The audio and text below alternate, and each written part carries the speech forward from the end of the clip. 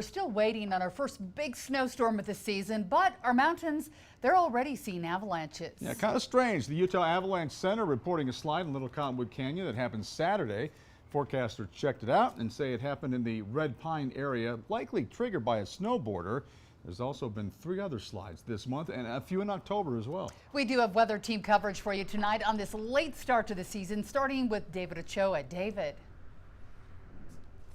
Yeah, with the lack of snow in the valley and much of the canyons, you might be wondering, how can there be an avalanche? Well, I asked the UAC just about that, and they said if there's enough snow to ride, there's enough snow to slide.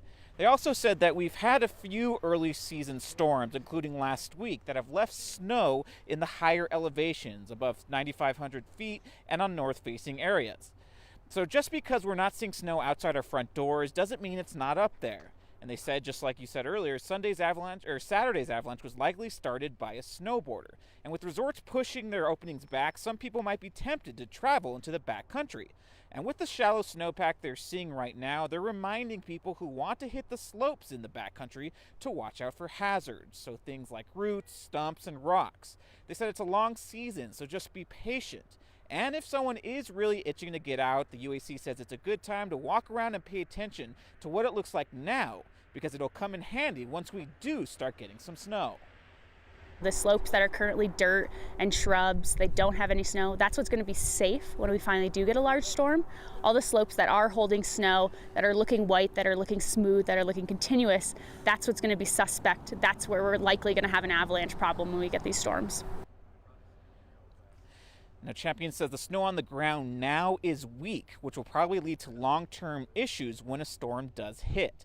She adds the lack of snow isn't uncommon and they're prepared to deal with it. Now, Champion said they're tracking some upcoming storms that are similar to the last ones that we've had. And 2 News meteorologist Chase Thompson has also kept his eyes on those same systems, and we'll go back to the studio to him for more. Yeah, hopefully by the weekend we'll get a little bit of snow, especially in the mountains. Definitely gonna have some colder air, but with these fluctuating temperatures, we've had a bit of wind at times as well. That increases our avalanche danger, even though we haven't had a whole lot of snow. And you'll see we're in the red here in northern Utah. Current snowpack, not a great start, at least for northern and central Utah. You remember, though, we've had several storms down in southern Utah over the past couple weeks, so our snowpack numbers are well above average, which is what we like to see. So hopefully we can get in on some of the action. I think maybe by the weekend, again, we'll see a little bit of snow.